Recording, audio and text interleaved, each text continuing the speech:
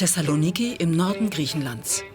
Im Amalia-Theater wird die Wiederaufnahme des Stücks 96% vorbereitet. Mittendrin ist ein Grieche aus Wuppertal. Der Dramaturg, Schauspieler und Regisseur Prodromos Tsinikoris. Ich wollte Film studieren, ich wollte Filmregisseur werden. Ich wollte auch für meine Eltern studieren. Und weil ich studieren wollte, auch für mich und auch für sie, habe ich gesagt, okay, nicht Film, sondern Theater. Ist ja fast genau das Gleiche. Und dann habe ich angefangen, jeden Tag von 9 Uhr früh bis 9 Uhr abends in der Uni zu sein. Und ich habe dann mein Diplom bekommen als Schauspieler und habe angefangen, Theater zu spielen. Und das ist ja das erste Theater, in dem ich jemals gespielt habe. Der Kontakt zur Aristoteles-Universität in Thessaloniki, der Theaterschmiede des Landes, bleibt bestehen. Ab und zu kommt er für eine Lecture zurück und inspiriert die Studenten. Mit seinem früheren Schauspiellehrer Viktor Arthedis verbindet ihn eine tiefe Freundschaft und gegenseitige Bewunderung. Die Vorzüge der Zweisprachigkeit gehören zu den großen Stärken von Prodromos. Ich würde bei ihm sogar noch weitergehen und von doppelter Authentizität sprechen. Als ich ihn kennenlernte, war er ein sehr schüchternes Kind, das fast kein Griechisch sprach.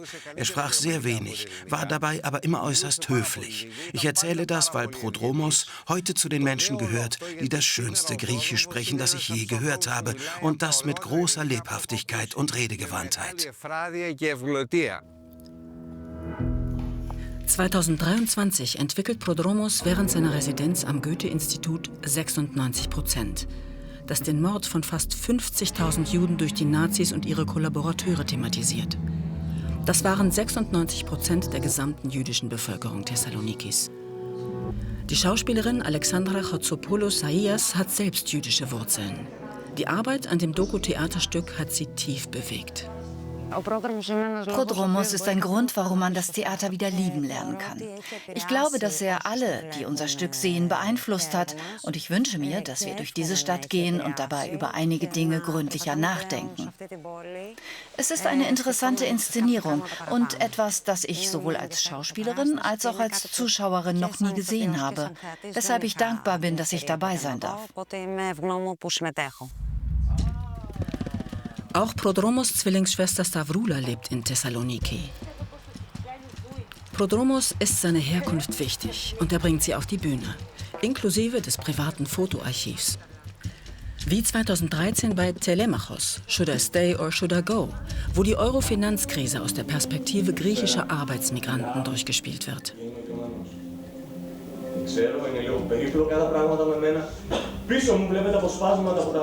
Ja, das ist sehr rührend, weil es gibt dann auch Momente, wo man die Oma sieht, den Opa, Videos, Fotos von den Eltern, was sie wünschten, was sie wollten.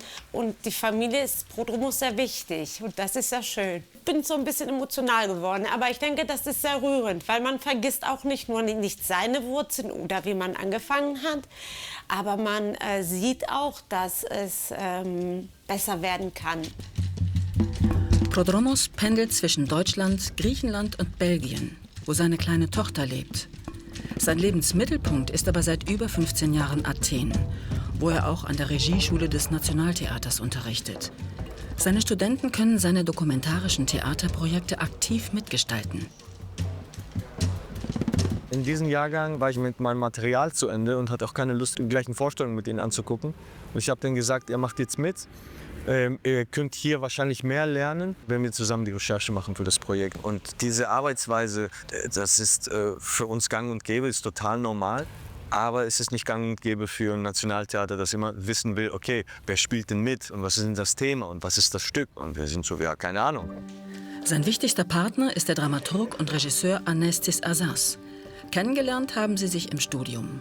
Danach sind sie bei Dimitar Gottschew vom Maxim Gorki Theater und beim Theaterensemble Rimini-Protokoll in die Lehre gegangen. Seit 2013 arbeiten sie an eigenen Projekten, mit Arbeitsteilung ohne Hierarchie. Er schaut sehr genau an die Texte und an die Details und ist dabei vielleicht der beste Dramaturg, den ich kenne. Also Dramaturg nicht im Sinne von Staatstheaterdramaturg, sondern im Sinne, dass wie entwickeln wir einen Text, wie entwickeln wir eine Dramaturgie, wie entwickeln wir eine Erzählung. Also da versuchen wir immer zu verdichten und Prodromos ist besonders gut daran. Und er hat auch eine immense Qualität, an die Leute heranzugehen, also mit den Leuten zu sprechen, zu kommunizieren. 2016 folgt Clean City, eine Milieustudie der prekären Verhältnisse der Putzkräfte Athens. Das Stück holte Matthias Lilienthal zu den Kammerspielen nach München. Und überhaupt, der neue Intendant der Volksbühne Berlin ist ein Fan von Prodromos Arbeit.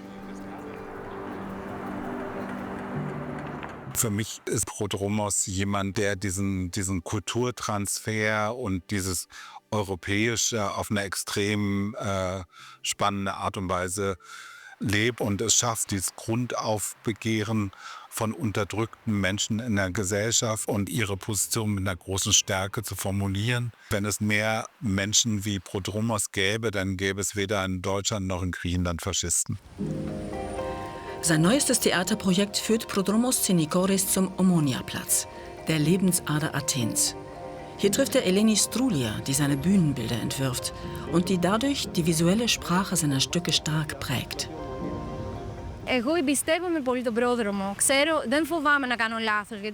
Ich vertraue Prodromos sehr. Ich habe keine Angst, Fehler zu machen, denn ich weiß, dass er da ist. Wir alle im Team haben dieses Vertrauensverhältnis.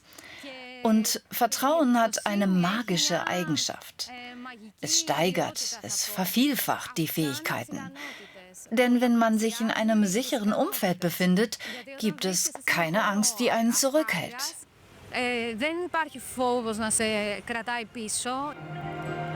Vom Omonia geht es zur Akropolis. Am Nationalfeiertag Griechenlands trifft er sich dort mit seinen engsten Freunden. Eine Tradition bei Kabeljau und Uso. Und Grund zum Anstoßen gibt es diesmal mehr als genug.